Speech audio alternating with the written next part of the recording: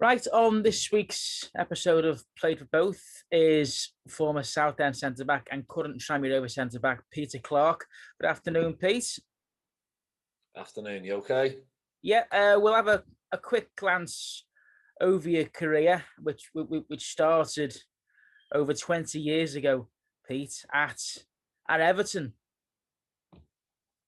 Yes, obviously going back a good few years. When I actually mentioned it was in a different century, people do start to chuckle a little bit. But I started my YTS back in 1998. But having said that, it seems to have gone in the blink of an eye. Some good times, some not so good times, but I suppose you live and learn by every experience along the way. But to start as such a big club as Everton, that must have brought pressure in itself to you. Yeah, I suppose it did in a way. Obviously, living on Merseyside and knowing the stature of the football clubs within the city, and obviously, it's always ever there were three clubs. There was the Red and the Blue Halves, and obviously Tranmere. So, yeah, I suppose growing up and my footballing education being at Everton, it was an intense environment and uh, you know surrounded by tough people and tough characters, and you're either had to sink or swim, I suppose, in a sense. And as a young centre back at the club, you had the likes of Dave Watson around. You had David Unsworth and Richard Goff for a short while too. They're all the best pros you could possibly be around as a young centre back. Oh yeah, like you say, I mean, um, what Dave Watson Waggy, he was coming to the end of his career, but always took time out to help the younger players. Me as a young centre back as well. The likes of, like you say, Dave Unsworth, Alan Stubbs, Davy Weir. Funnily enough, you should mention Richard Goff. And I think I was about 18, 19, and I see this 37-year-old coming into the club, and I'm thinking, what's the manager doing? That he came in, he arrived, and he was this athlete. He was obviously the elder statesman, but he was in incredible shape. He watched everything he ate. He watched what he drank. The way he trained was right up there on a daily basis. So to be around those sorts of players and those sorts of characters was a privilege, really. And if you didn't learn from them, then you were wasting your time. So I was in a way very fortunate to be around those people that we've mentioned and be able to learn from them. And having said that as well, they were only too happy to help and aid a younger player and his development. Do you think learning and playing along with the older players like Richard Goff and Dave Watson, do you think that's what's helped you get the longevity out of your career? I suppose in a way, yes, it has. You look at what they did, the way they trained, the way they adapted. I think obviously things have changed since I started playing, and if you don't adapt and you don't treat every day as a learning day, then you're going to get left behind. You know the the other thing though is I love being out there on a Saturday or a Tuesday and playing and competing, going out and training. And as a kid, as a 7, 8-year-old boy, all I wanted to do was be a professional footballer. So I still want to. I love being out there. I love competing, and I think the mind is uh, the thing that keeps you going. The body is just the vehicle to keep to do the things that you want to do. But like I say, I love being out there. I love competing. And, you know, as a young boy, that's all I ever wanted to do. So I feel very lucky. I feel very privileged that I've been able to do it for as long as I have. There were some pretty big names at Everton during your time there, and I know when Davy Moyes came in, he brought in the likes of David Ginola and Jesper Blomqvist, and one of the biggest names, not just in English football but in Wales football, was Paul Gascoigne. Now, to be able to say that you've shared a pitch, you've shared a training ground with a legend like that must be fantastic. Oh, listen, to going back, like I say, as an 8, 7, 8, 9-year-old boy, Italia 90, every day I'd be in front of the telly watching the games. And I suppose when the tournament started, Paul Gascoigne was not necessarily the first name on the team sheet, but by the end of the tournament, he was the standout player, and I loved him. The way he played, the way he wore his heart on his sleeve, I loved him. So to then, whatever it was, 11, 12 years later, to actually play with him, and I remember one guy I actually had to pinch myself. We were playing against the Arsenal side, the Invincibles, and I'm on the same pitch as Paul Gascoigne. Arsenal had some great players. Your Vieiras and your Petits, Thierry Henry. But I'm looking, I'm thinking this was a global superstar, and to be able to say I played with him is, I get little goosebumps now. It's incredible. It's actually an honour, in my opinion, to have been able to share a pitch with him. Did you ever share any of his training ground antics? He did have one or two. There was always something going on. There was always good times if you were around Paul Gascoigne. He loved to make people laugh, and he was really kind-hearted individual that was very, very much a people person. Also, at your time at Everton, we'll go to Blackpool in a minute, but we'll stay at Everton for the time being. You would have seen Wayne Rooney coming through the youth system. When you first seen him, did you think this kid's going to go right to the top? Yeah, I mean, I obviously Wayne was fresh out of school. I mean, he came in I think the April and the Easter holidays, and started training with the first team at 16, and there was already a very, very good player, and he came in, he fitted into the environment, he fitted in technically and physically. And remember one session, one of the senior centre backs was trying to see a ball out, and Wayne just leant on him, threw him on the floor, brought the ball inside, and then Meg the goalkeeper. And you think, yeah, there's a real talent here. And like I say, he was 16, couldn't drive. I used to go past Wayne's house, so I used to pick him up and take him in. And to see the career he's had, you just mentioned Paul Gascoigne. To me, the two standout players of a generation are Paul Gascoigne and Wayne Rooney. And to have been lucky enough to play with both, I consider myself very, very fortunate and very, very,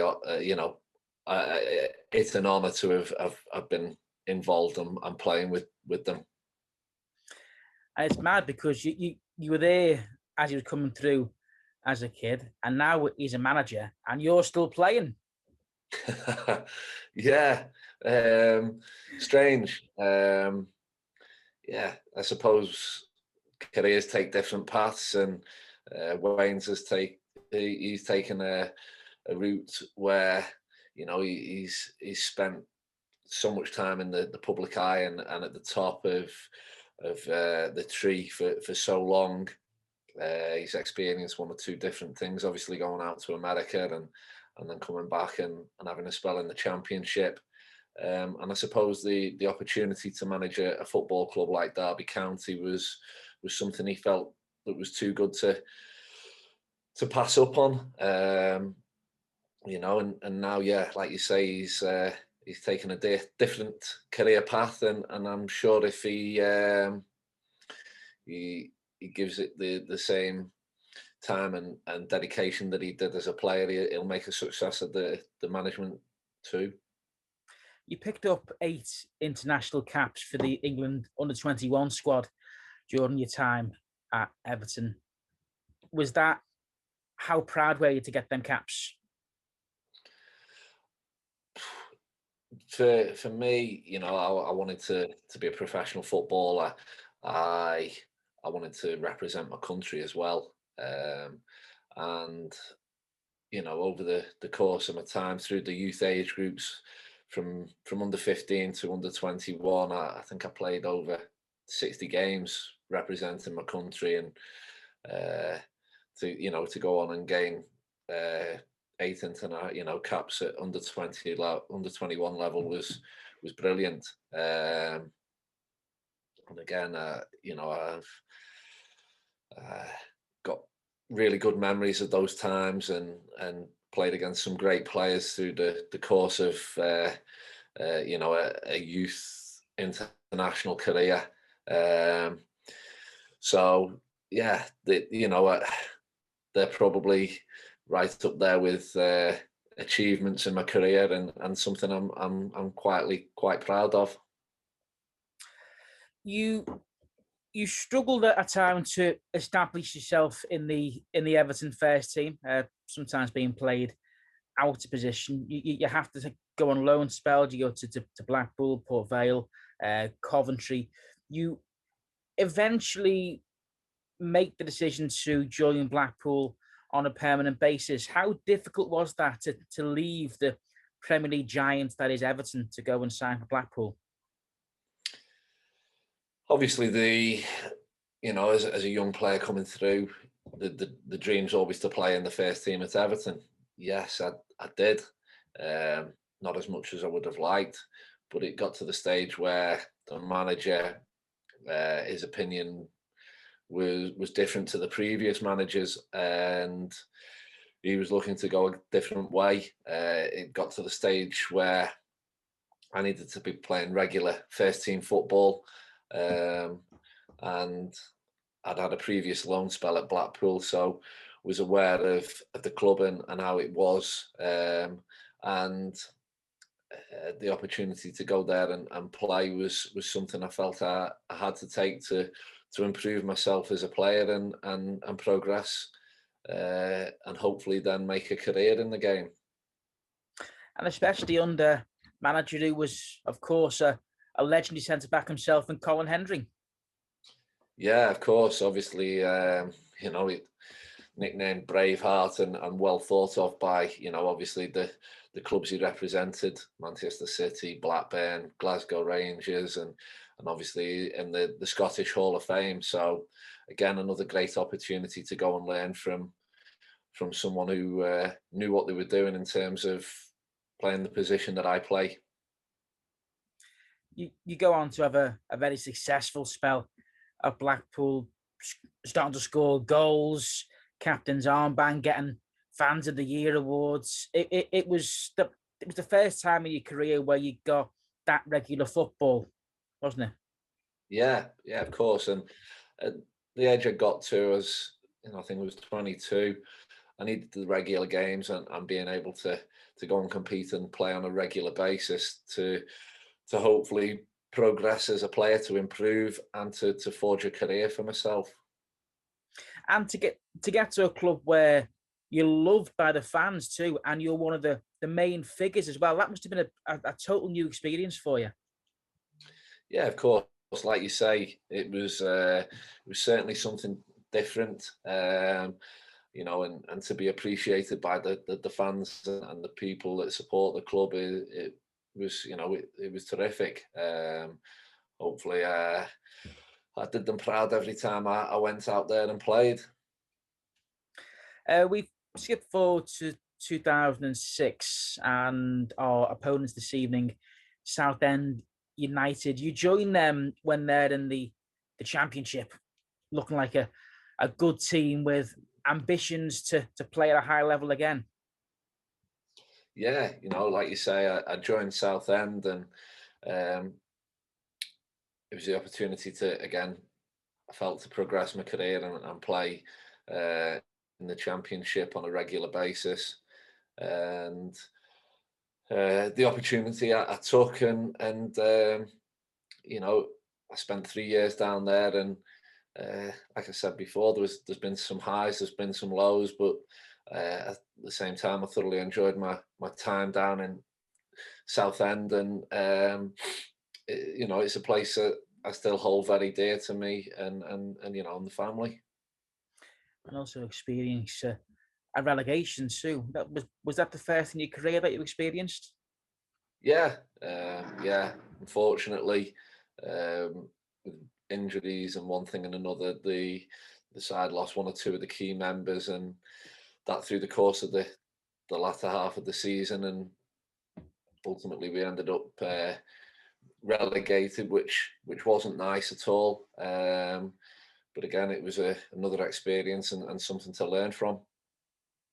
And is it fair to say as well, and answer it as in depth if you want. If you don't want to, then don't worry. You had a bit of a rocky relationship with the chairman. You know what?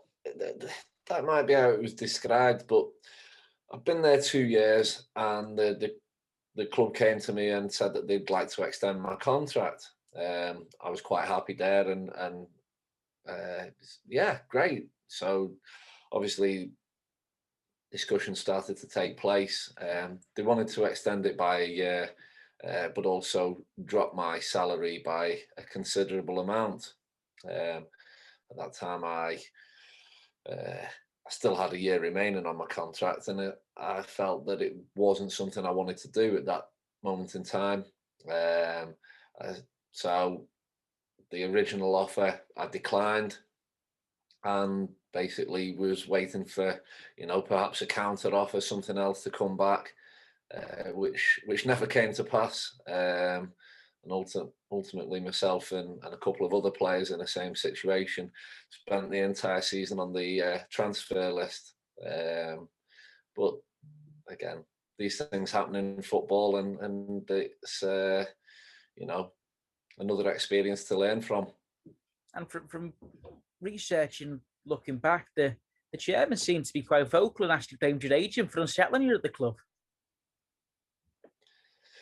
Yeah, it's yeah. I've read these things in the local newspaper, and how shall I put it? Well, they made me smile a little bit. To be honest with you, I spoke to the then manager, Steve Tilson.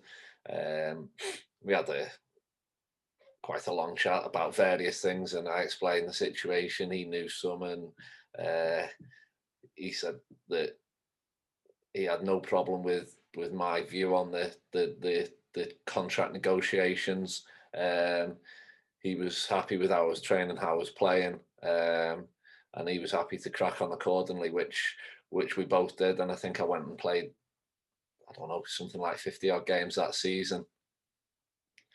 So, And but a strange time, nevertheless. yeah, but you did also embark on a very a very famous FA Cup run, and you managed to bag a goal against Chelsea. Yeah, we we drew Chelsea. We away at Stamford Bridge in the third round, which funnily enough fell on my birthday, the beginning of January. We knew it wasn't going to be easy, and we did a lot of defending, but they were only 1-0 up.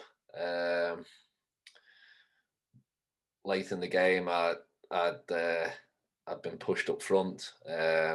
Crosser came in, and I actually hit the bar a couple of minutes before. We got a long throw. Got the long throw. Young defender took it, came in like an arrow, skimmed off. I think one of the Chelsea players' heads fell into my path, and I was able to nod it in and go and celebrate in front of the Southend fans, which was obviously nice. And we saw out the final few minutes of the game to get a 1-1 draw at Stamford Bridge, which was obviously,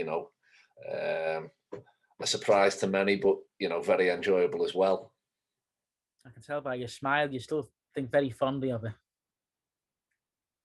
Yeah, it was nice. Like I say, to get on the score sheet and it to be the equaliser is, again, it's something nice to look back on.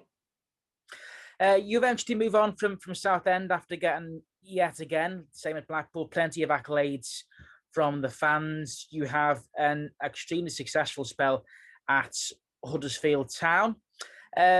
You then go back to Blackpool. You have spells at Bury. You have spells at Oldham. You then go to Fleetwood, a very short spell at Fleetwood with Joey Barton and Clint Hill, which brings us round to you signing for your current club, Tranmere Rovers. And I'll remember when we first signed you, as you said before, your feelings about Richard Gough going for Everton. I was reading online fans saying exactly what you were thinking. Why are we signing this old defender? And I tell you what, and I'm sure you've been told it before, you have to be probably the fittest 39-year-old I've ever seen in my entire life. Well, that's very kind of you.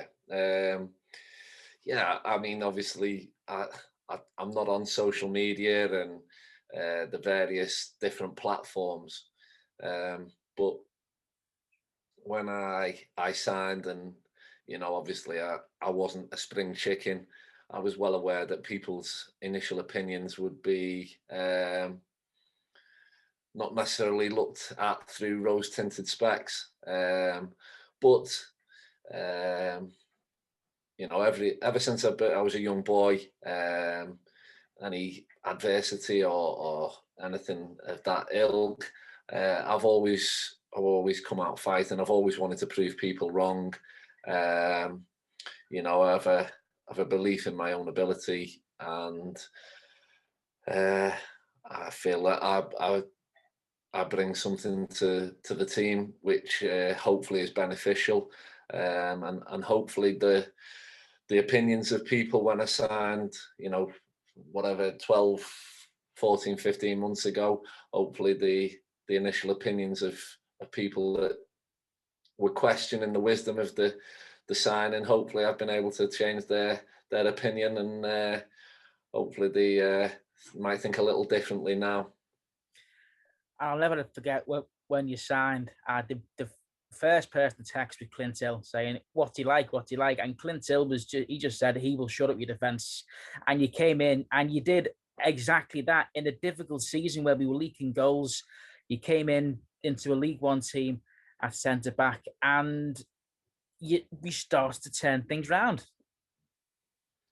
Yeah, obviously didn't quite happen overnight, but we started to make inroads into turning things around, and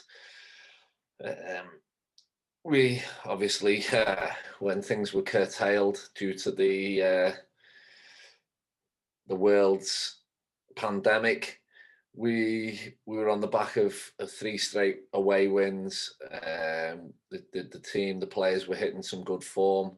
We had teams around us to play, and the fact that the powers that be decided that the season should be ended on a points per game system was an absolute travesty. The fact that 4 teams from the division below were able to go and play effectively for our place in League One was a crime. So to be demoted rather than relegated by a computer didn't sit well at all. As a group, though, you must admit, like the whole world did, if the league had carried on with the form that Tranmere were in, we would have easily stayed up. Oh yeah, of course, I have no doubt about it. I think, like you say, the form that we were in, the the group of players that we had, I think there was more than enough ability, more than enough fight and determination. Of the 3 games we played just prior to the lockdown, we were able to win the games in different ways. There was there was some good experience. There was some good energy in the team. There was a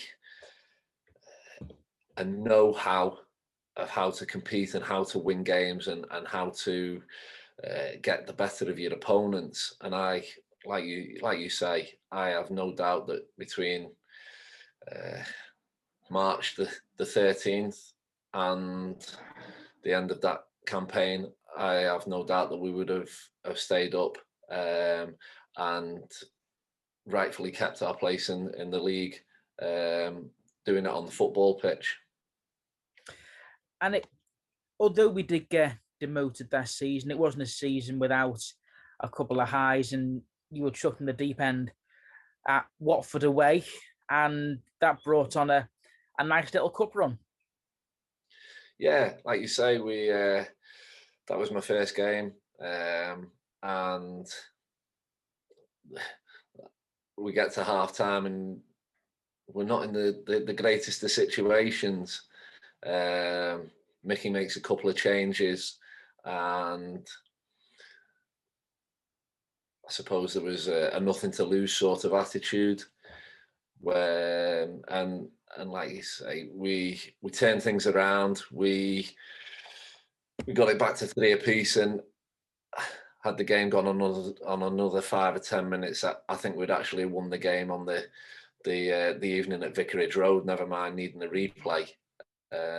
But we ultimately got that replay, and again we showed our worth and were able to see them off in the end after the extra time period.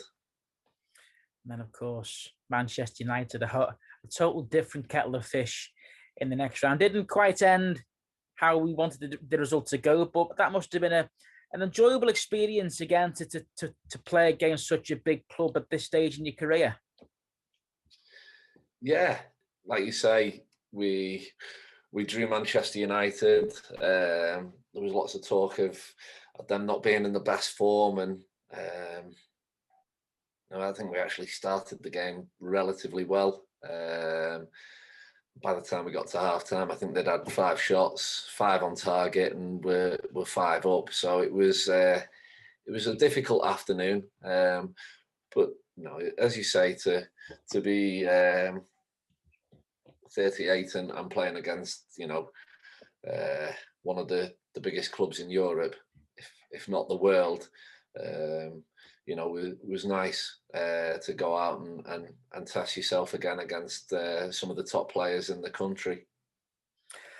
We come into this season and we've lost Nicky Mellon. We've recruited Mike Jackson, but we've recruited superbly. We've brought in some fantastic players like your Jay Spearings. You sign a new contract. We've got James Vaughan in too. We've now just got David Nugent in as well.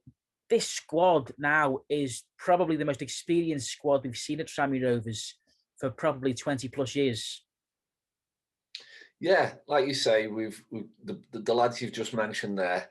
We've got some really experienced boys, some real know-how in the squad, players that have been used to playing at a higher level and have been used to winning games. The players you've mentioned have a real appetite to still train and play and compete and want to win, and I think that obviously rubs off on the younger players, of which we've got some really talented younger players. So I think there's a really good blend, a really good mix of youth and experience, and when you put that all together, there's a real opportunity for us as a squad to have a really good end to a campaign. Obviously, we've 13, 14 games still left to play. And we'll be doing everything we possibly can between now and May to make sure we win as many of those as we possibly can to give ourselves the best opportunity of getting back to League One. So we look back 12 months ago, the lockdown came in, fans couldn't come to games anymore. We fast forward to now, we are in a position to get in the top 3 for automatic promotion, and we have a cup final at the weekend. What a difference 12 months can make. Yeah, like you say, the difference 12 months can make it's incredible. But there's been lots of hard work in that time.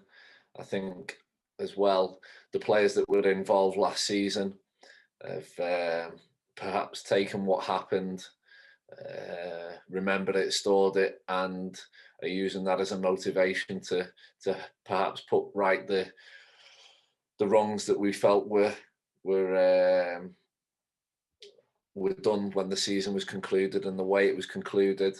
So real difference in 12 months, and hopefully, like I say, by the end of the season, there's plenty for the club, the players, and the supporters to be very, very proud of and be able to celebrate. And to cap it off with that cup final on Sunday against Sunderland, but that must be the icing on the cake. Funnily enough, Sunday will be 23 years to the day since the first time I actually played at Wembley, which was in a schoolboy international against Brazil. So, obviously with the game this evening, which we're going to do our utmost to win, and to go back to Wembley. The first time I went, it was actually the Twin Towers. So that's how long ago it is. But to go back to Wembley for the third time. I know, yeah, I know, just a little. To go back for the third time is something that's I'll certainly look forward to. But tonight's the most important. We want to come out of the game with a positive result. We want to win the game and give ourselves every opportunity to do what we want in the league. But like you say, Sunday is also a nice opportunity to play in a cup final at the one of the best stadiums in the country. And I suppose as young boys or young girls, when you're playing in the street or in the yard or whatever, you're playing your footy and you're dreaming and you're commentating on things. I know for me it was always at Wembley and it was in the cup final.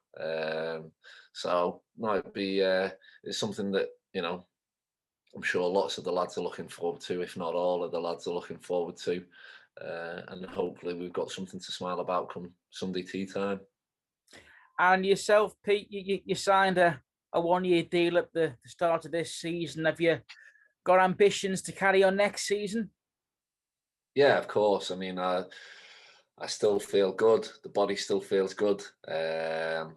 Most importantly, the mind feels good. And like I say, I love being out there. I love playing and training. So from a personal point of view, as long as I'm ready, willing, and able, I want to keep on playing. So all being well, into next season, I'll still be doing what I do. And there's lots of football to be played between now and then, and we shall see. We shall see where we end up. I'm sure that's music to many Tranmere fans' ears moving forward. When that day does come, Pete, where you do hang your boots up, is there a plan in place? Are you going to stay in football, or are you going to go for a life away from the game? Yeah, I've been asked this question a few times. I've over the course of the last few years, 7-8 years, I've done little bits of television stuff, but I think people say I'm more suited to radio. I don't know why. But yeah, one or two have said I've got a face for radio. Not sure what that means, but no, that's something that is of an interest. I've also taken, my coaching qualifications. So there's a couple of avenues that are possibilities for future careers. Um, and I suppose as well, it just depends what opportunities arise as and when the time comes. Depending upon what they are, I suppose you've got to just judge them on the merit and make the best possible decision you feel is right at that time. Brilliant. Peter, I could talk to you for days about your career, but I know you've got a game to prepare for tonight. So for now, I'll let you go. Best of luck for the rest of the season. Best of luck for tonight, and best of luck at Wembley on Sunday. That's brilliant. Thank you very much.